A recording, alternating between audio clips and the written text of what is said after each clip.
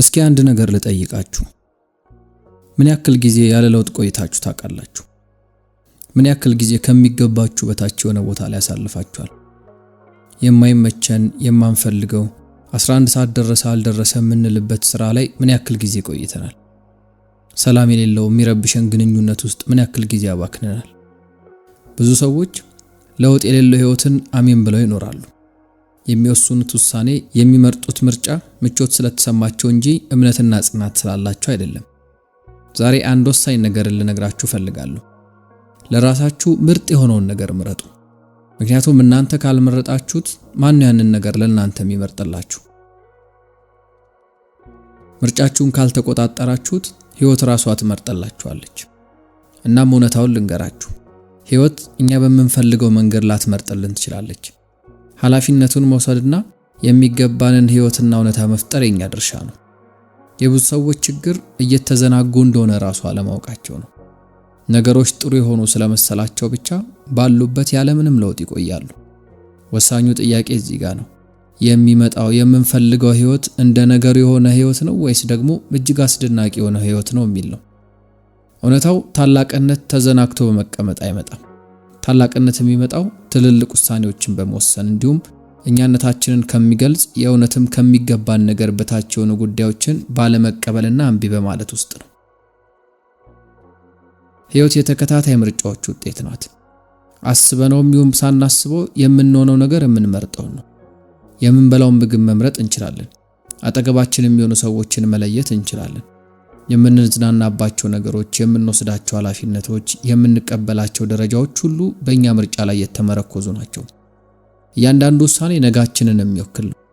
እያንዳንዱ ጥቃቅን ውሳኔና እንቅስቃሴ ነገ የሚያጋጥመን እውነታ ነጸብራቅ ነው።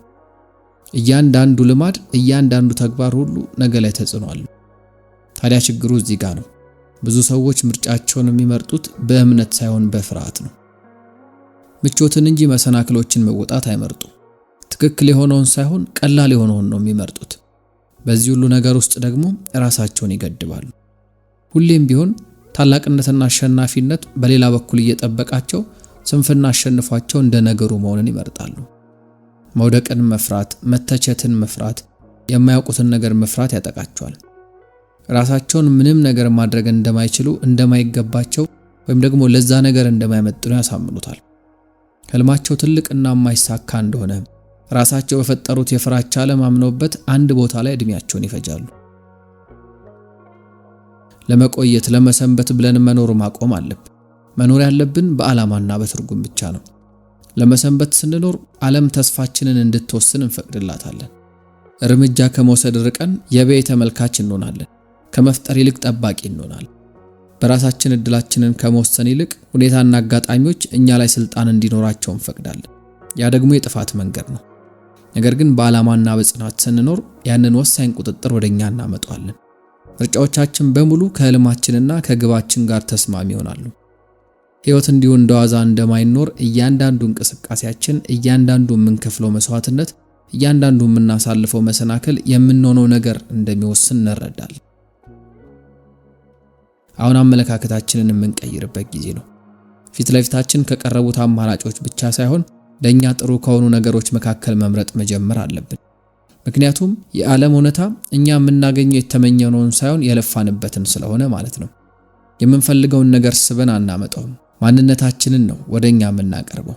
ስለዚህ ስኬትን ከፈለግን፣ ታላቅነትን ከሻትን ወይም ደግሞ ደስተኛ የምንሆንበት ህይወትን ከፈለግን ለዚያ የሚሆኑ ምርጫዎችን መምረጥ፣ እርምጃዎችን መራመድ መጀመር አለብን። ትክክለኛ ጊዜና አጋጣሚዎች ወደኛ እስኪመጡ መጠበቅ ማቆም አለብን። ከሚገባን በታች የሆነ ቦታ መቆየት ይቅርብን። አሁኑኑ እንወስን። አሁኑኑ የተሻለውን እኛነት እንምረጥ። መሆን ያለብንን ሰው መሆን እንጀምር። ስኬት በመጠበቅ አይመጣም። የስኬት መምጫው በመምረጥ ከዛም ደግሞ ምንም እንኳን የማይመች ነገር ቢበዛም ለዚያ በመልፋት ውስጥ ነው። ለራሳችን ካልቆምን ማንም መጥቶ ነፃ ያወጣንም። እናም አስተውሱ፣ እያንዳንዱ ትልቅ ስኬት የሚጀምረው ከውሳኔዎች ነው። የተሻለ የመሆን ውሳኔ፣ ጠንክሮ የመስራት ውሳኔ፣ አይቻልም በተባሉ ጉዳዮች ላይ ለመቻል የመሮጥ ውሳኔን ይፈልጋል። የምንመኘው ምርጡ እኛነታችን እየጠበቀን ነው። ነገር ግን መምረጥ አለብን። ዙሪያችን ጥሩ እንዲሆን መምረጥ አለብን።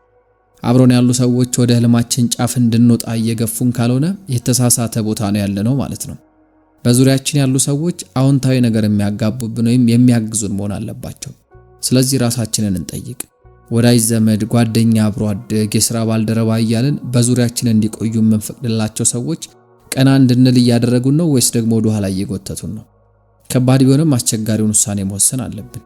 የማይጠቅሙንን ቆርጠን እንጣል። ዙሪያችንን በታላቅነት እንጠራው። አካባቢያችን ስለ ሰዎች ብቻ አይደለም፣ ልምዳችን ሊሆን ይችላል፣ ወይም ደግሞ በየቀኑ የምናደርገውም ይሆናል። ምንድነው የምናነበው?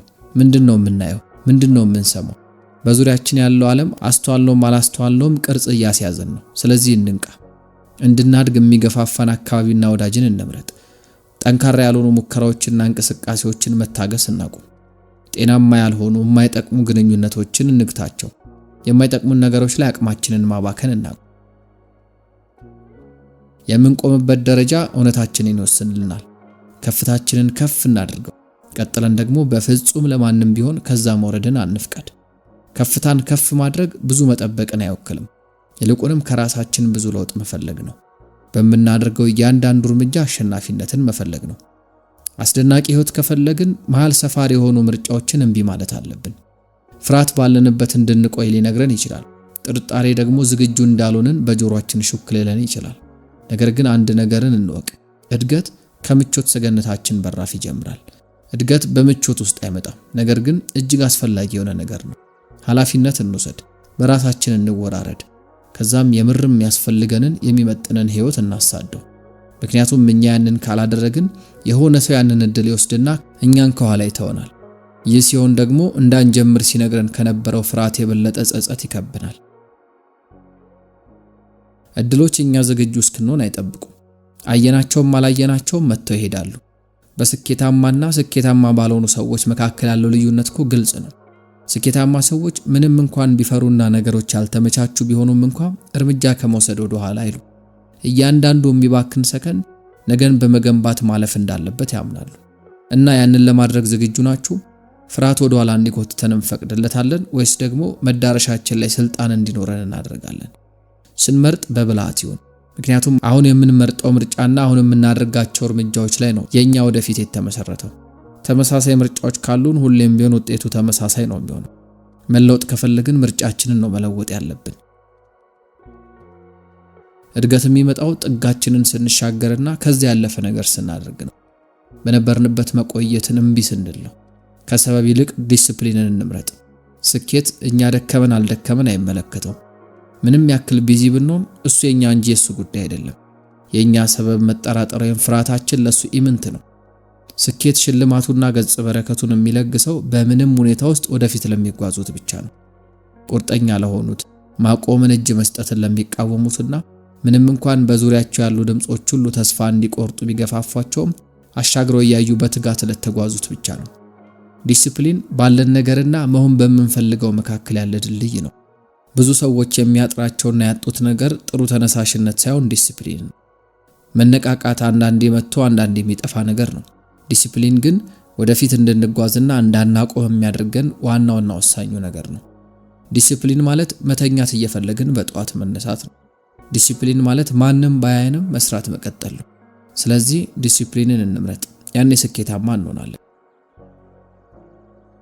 አለማቆምን እንምረጥ። ያኔ ብዙዎች የሚመኙትን እኛ ማሳካት እንችላለን። ስኬት ለእድለኞች ሳይሆን ስኬት ዲሲፕሊን ላላቸው ብቻ ነው። ያለ መቀጠላችን ትልቁ ጠላት ምቾታችንን ማጣት መፍራታችን ነው። አንድ ቦታ ቆመን እንድንቀር ያደርገናል። አንድ ቦታ መቆየት የማናቀው ነገርን ከመሞከር ይልቅ ደህንነቱ የተጠበቀ እንደሆነ ይዋሸናል። ነገር ግን እውነታው የምንፈልጋቸው ነገሮች ሁሉ ያሉት ከዚያ ፍርሃት ባሻገር ነው። ህይወታችንን የሚቀይሩ ነገሮች ያሉት ጥጋችን ነው ብለን ከገነባነው ግንብ ተሻግሮ ነው። ሌላኛው መርሳት የሌለብን ወሳኝ ነገር ደግሞ የምቾት ሰገነታችን እስር ቤት መሆኑን ነው። በተቃራኒው ጉብዝና ደግሞ የነጻነታችን ዋናው ቁልፍ ነው። በነገራችን ላይ ጉብዝና ማለት ኃላፊነት መውሰድ ብቻ ማለት አይደለም። ጉብዝና ራስን መታገልም ጭምር ነው። ስለምንፈልገው ነገር ራሳችንን ታማኝ መሆንና ምንም ያክል ቢያስፈራንም እሱን መፈለግ መቻል ነው። ታዲያ ይህንን ለማድረግ ዝግጁ ነን?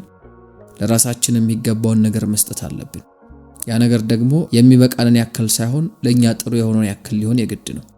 ምክንያቱም መጨረሻ ላይ የሚኖረን ህይወት የመረጥነው ነገር ነጸብራቅ ስለሆነ ማለት ነው። ስለዚህ ከዚህ ቅጽበት አንስቶ ለራሳችን ቃል እንግባ። በፍጹም እንደማንዘናጋ፣ በፍጹም ሰበብ እንደማናበዛ፣ ሁሌም ቢሆን ምርጥ ምርጡን ለራሳችንን እንደምንመርጥ ቃል እንግባ።